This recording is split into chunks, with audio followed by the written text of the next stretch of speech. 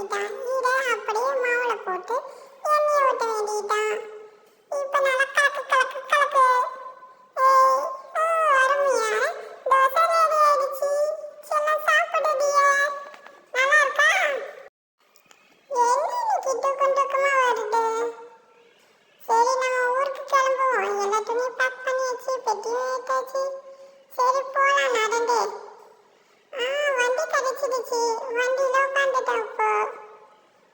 ட்ரெயினும் ஏற போறோம் இப்போ. ட்ரெயின் ஏறியாச்சு. டிக்கெட் எடுத்துக்குவோம். அடுத்த ட்ரெயின்